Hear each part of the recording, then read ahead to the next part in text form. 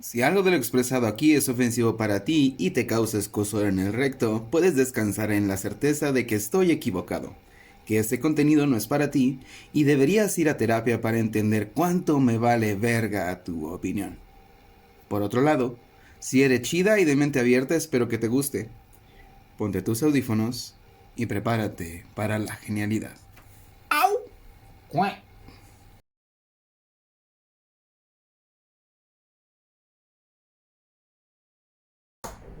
Hola de vuelta, este es el capítulo número 2 de el libro Por el bosque de los hongos por Dorian Amador.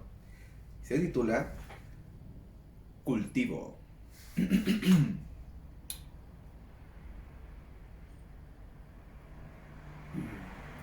The Hybrid Theory era un álbum musical de Linkin Park cuyo contenido se volvió un himno de los 90s y abrió una brecha para una nueva oleada del rock.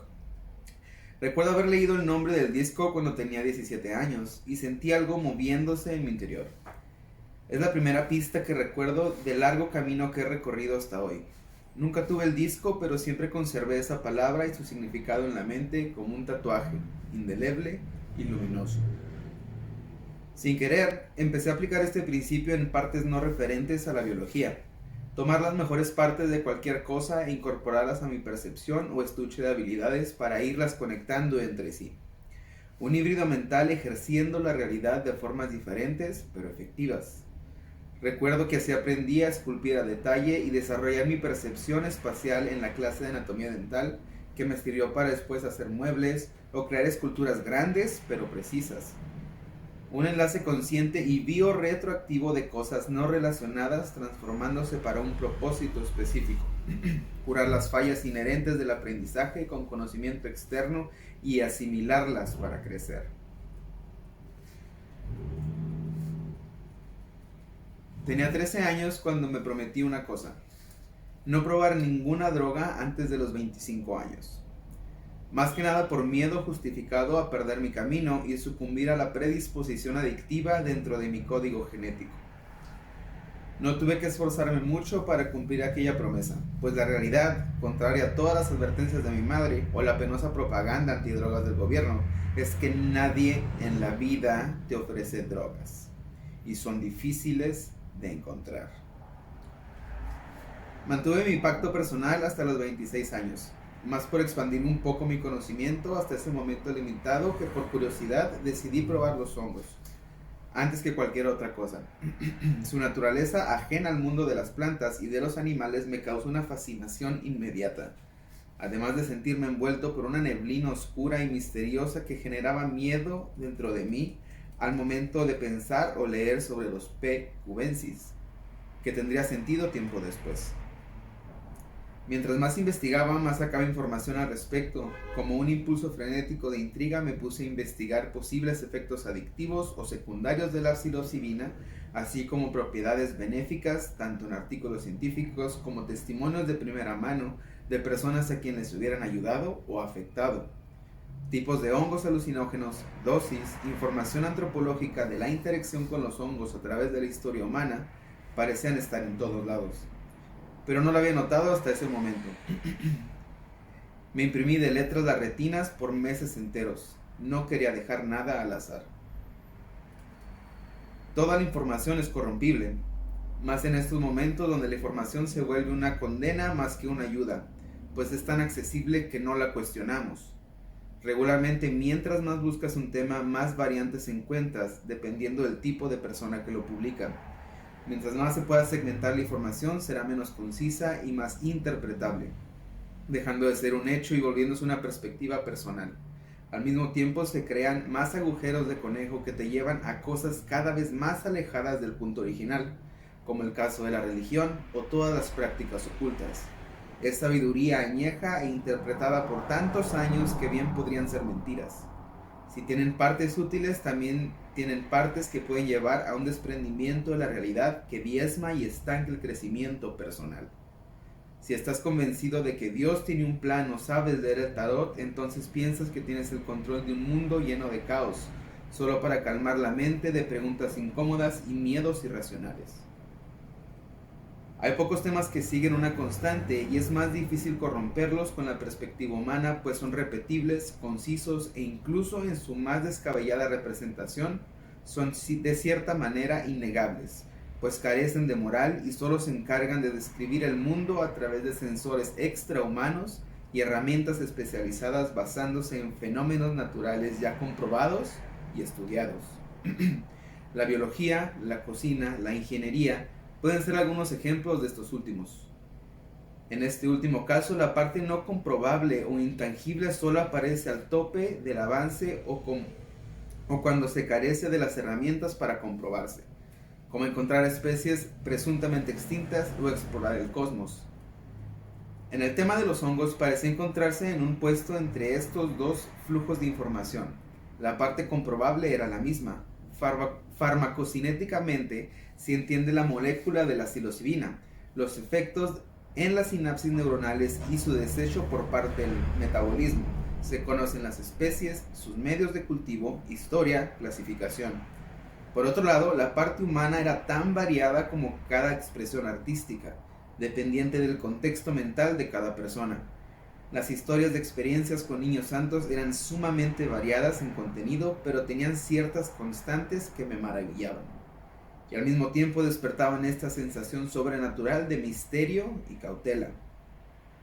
La muerte del ego, el curar migrañas a partir de hacer las paces con heridas familiares, disolver traumas, milagros modernos que no son medibles ni cuantificables por herramientas especializadas o nuestro entendimiento de la biología, pero que al mismo tiempo parecían innegables. Me entusiasmaba el hecho de no volver a tener migrañas, así como el explorar esta parte de realismo mágico en los hongos. A pesar de mi emoción al respecto, mi atención seguía fija en encontrar focos rojos en cuanto a posibles efectos secundarios. No encontré información clara al respecto. Parecía que las experiencias desagradables o el posible daño a largo plazo eran esporádicos y carentes de peso. No existe sobredosis de hongos. Las partes desagradables parecían ser llamados mal viajes.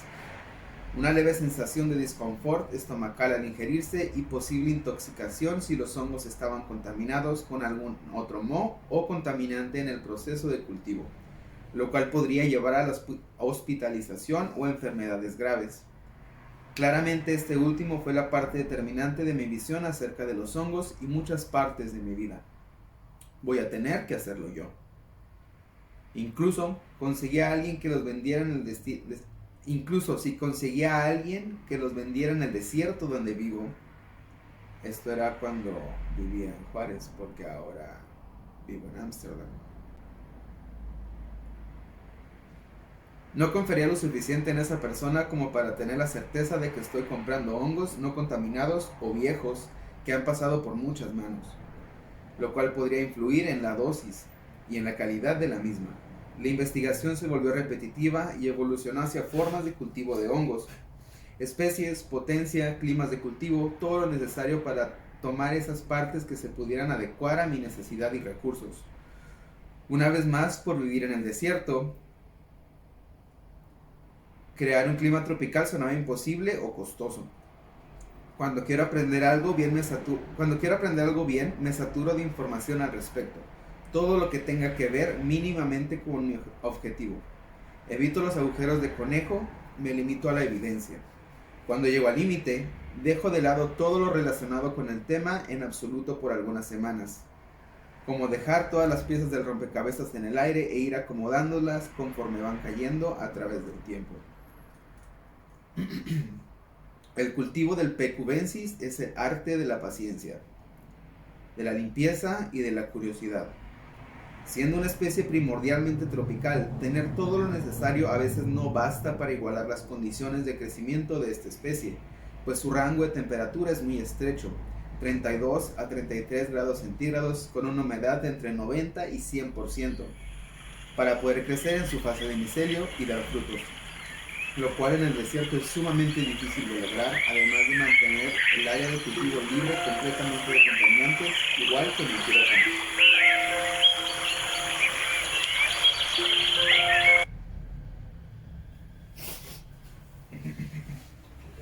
No sé por qué tengo un chingo de alarmas que se activan en tiempos que son estúpidamente inconvenientes y que no recuerdo haber puesto nunca.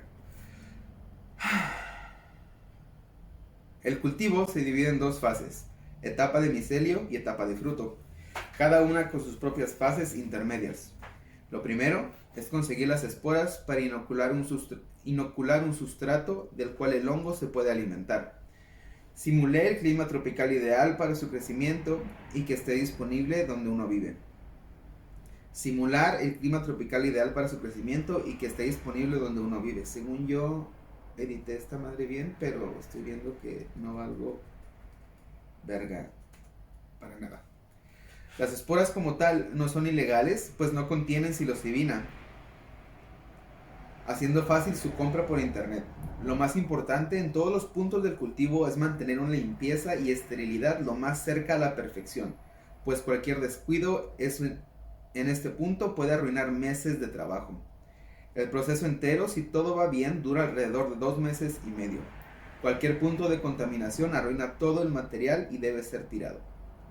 Los hongos no son peligrosos de ninguna manera a menos que crezcan en un ambiente contaminado. Esta es la única forma de morir o enfermar comiendo hongos psilocibe. La contaminación no impide el crecimiento de setas o cuerpos de fruto, pero incorpora las toxinas que desechan a la red de micelios, por ende el fruto visualmente se verían comestibles, pero podrían causar bastante daño si no se es cuidadoso con la fuente. Hacer crecer los hongos sonaría muy parecido a hacer crecer plantas, lo cual es muy difícil, pero no se acerca en lo más mínimo. Todos los pasos parecían concisos y bastante sencillos, como una receta nueva, cantidades precisas, ingredientes curiosos y una comunidad muy abierta a intercambiar información y carente de odio regular que invade los grupos sociales al unirse. Una buena señal. En esta manera llegué entre los foros y las páginas más relevantes a un manual escrito por un tal Professor Fanaticus. Un manual de cómo empezar un microcultivo, considerando la técnica original para el cultivo del P. cubensis. Con cosas muy accesibles y en el cual detalla a fondo no solo los ciclos de los hongos, sino cómo replicarlo, ajustar y entender los detalles clave que se necesitan para tener resultados positivos, en una compilación tan leída, revisada y corregida, que ahora era una síntesis de 25 páginas bastante concisa. Tanto así que el mínimo cambio o intento de improvisación, por más acertado que pareciera, siempre llevaba al fracaso e iniciar todo de nuevo. Vivo en una época de maravillas, donde la conectividad ha llevado a poder obtener información de todo lo que queremos, no solo en cuanto al modo de hacerlo, sino en personas que ya lo están haciendo de diferentes formas. En el caso de los hongos no era diferente. Podían encontrarse técnicas que iban desde lo más rudimentario a laboratorios de alta tecnología realizados casi completamente por aficionados a la micología. Usualmente amables y sin trolls en sus comunidades, siempre están abiertos a contestar alguna pregunta, pero todos siguen una regla no escrita en cada una de las técnicas o TECs que pueden encontrar en los foros. Es TEKS. Sigue las instrucciones, no improvises.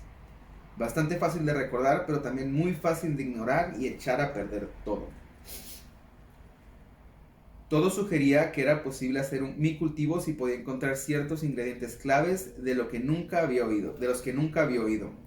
Estuve consiguiendo poco a poco cada una de las cosas por alrededor de 2 meses, mientras retomaba la investigación en formas de cultivo, solo para darme una idea de la estructura del arte de la psicomicología, y así poder buscar una forma que se adaptara a mis condiciones tanto climatológicas como monetarias. En esencia, todas las técnicas seguían los mismos pasos: conseguir esporas o micelios no contaminados, ya sea por orden comprados en línea o recreados de cultivos previos con sus propias técnicas para lograrlo. Un alimento específico para los micelios, algo que emulara la humedad de su hábitat y diera soporte al crecimiento de la red de micelios, además de algo que mantenga la temperatura ideal constantemente. Las esporas usualmente se consiguen a través de páginas de internet como muestras microscópicas para el estudio de laboratorio o demás palabrerías. Estas vienen en forma de jeringas llenas de una solución líquida en la cual flotan esporas de un color púrpura oscuro. A través de esta jeringa se inoculan en frascos que contienen el sustrato de los hongos esterilizado con calor húmedo, listo para recibir las esporas.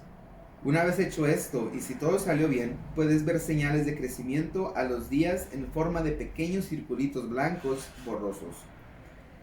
La espera es eterna. Toda esa semana me asomaba rápidamente con una expectación infantil a ver los frascos esperando ver un hongo saliendo en cualquier momento. El arte del cultivo es el arte de la paciencia. Si todo va bien, en alrededor de 45 días se pueden ver los primeros hongos creciendo. Me tomó 3 intentos contaminados y unos 3 meses en poder ver los primeros frutos crecer. Es algo realmente fascinante ver cómo pequeñas fibras blancas brillantes y delgadas como telarañas se extienden a través de la mezcla de sustrato cubriéndolo completamente antes de pasar a la siguiente etapa. En ese momento se forma un bloque firme blanco brillante al que se le llama pastel de arroz, por su semejanza a los snacks saludables. Una vez colonizado completamente el sustrato, se saca del frasco para pasar el pastel de arroz a un medio que simule las condiciones de fruto con una humedad alta y más oxígeno. Esta parte naturalmente ocurriría en otoño, cuando la temperatura baja repentinamente y la humedad se concentra. Y el hongo debe crear setas que suelten esporas antes del invierno, donde existe la posibilidad de morir. Las esporas sobreviven las condiciones más extremas y es una forma de preservar la especie, pasando íntegro el código genético para que germine y en la primavera comenzando un ciclo más. El reino fungi tiene muchas cualidades simbióticas extremadamente eficientes en su naturaleza. Forman vínculos íntimos muy selectivos con especies de plantas y algunos animales, en el que usualmente ambos se ven beneficiados directa o indirectamente. Tan es así que si en un bosque la red fúngica es lo suficientemente grande, puede ayudar a todos los árboles a prevenir pestes, catástrofes e incluso prevenir sobre cambios climáticos, epidemias y fuego, al mismo tiempo que estos reciben alimento y enzimas necesarias de toda la biodiversidad del bosque para asegurar así la supervivencia de todos los involucrados, así como la posible mejora de cada una de las especies. Investigar acerca de este tipo de fenómenos en diferentes especies de hongos, dependiendo de la especie y su forma de desarrollarse y sobrevivir, eran peculiares pero parecían conectadas por ciertas cosas. Todas las especies del mundo tienen limitantes propias de su naturaleza, y que usualmente con el paso del tiempo la evolución se encarga de mejorar u olvidar por fines prácticos. En todos los casos donde hay una simbiosis, los hongos parecen incluir esa parte vulnerable propia de cada especie, a cambio obtienen perdurar la suya y asegurar sustento. Usualmente asociamos los hongos con las plantas, pero estos no se comportan como tal, y casi parecen tener cierta conciencia como los animales, por sus dinámicas biológicas, específicas de convivencia con otros seres vivos. Una estructura física más cercana al de las plantas, pero al mismo tiempo están al margen de Animalia y Plantae. Parecían en conjunto una expresión de la vida con lo mejor de dos mundos, pero sin estar atado a ninguno de ellos, desarrollando mecanismos tan sofisticados de sobrevivencia que a veces desafían la lógica y lo que conocemos como conciencia. Sobreviven y desarrollan a base de ser canales de conexión, vínculos específicos entre el flujo de los nutrientes y la información, al mismo tiempo que mejoran las especies con las que se involucran, haciendo una simbiosis perfecta, al menos en ciertos casos. Habían pasado 4 días y nada. No había más que decepción enfrascada. Quise buscar respuestas en los foros, pero todo me llevaba a lo mismo: ser paciente. Decidí castigarme para aprender y prometí no ver los frascos. Cada que estaba en mi casa o pasaba cerca de donde tenía la caja de 12 Mason jars llenas de harina de arroz, esperando ser hongos, la duda y la inquietud me poseía, pero rápidamente me ponía a hacer alguna cosa que tuviera pendiente o simplemente limpiar. Cuando empiezas a vivir solo te das cuenta que siempre hay cosas que hacer y la mayoría de esas cosas es limpiar. Esa semana la casa estuvo impecable. Para el sexto día de espera me levanté y fui directamente a revisar los frascos. Los saqué y manipulé con sumo cuidado como si los hongos fueran a asustarse y huir si me vieran. Se me cayó el alma cuando encontré manchas verdes en 3 de ellos, muy pequeñas pero fáciles de reconocer. 3 a la basura. Existen 3 principios del cultivo psiconauta. Sé paciente, sigue las instrucciones. Si ves contaminación, tíralo. No vas a poder rescatarlo, tíralo. Encontré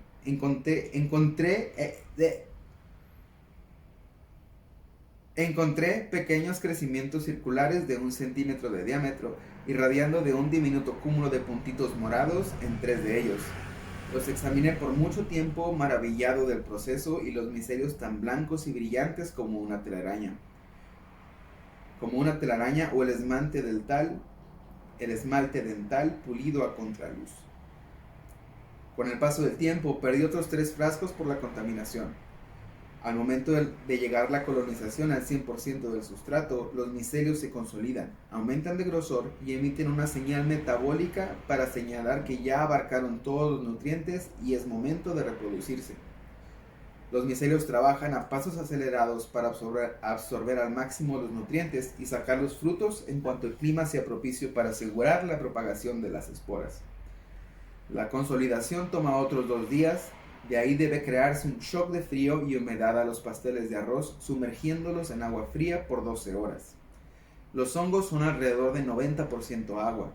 Hidratarlos cuando se inicia la fase del fruto da cosechas más ricas, al mismo tiempo que se crea en los micelios una alerta hormonal que señala el inicio del otoño. El crear el cuerpo de la seta o fruto del hongo es el equivalente fúngico a dar a luz. Se requiere mucha energía, muchos nutrientes y desgaste de los micelios para crearse. Esto es así porque en el ciclo natural del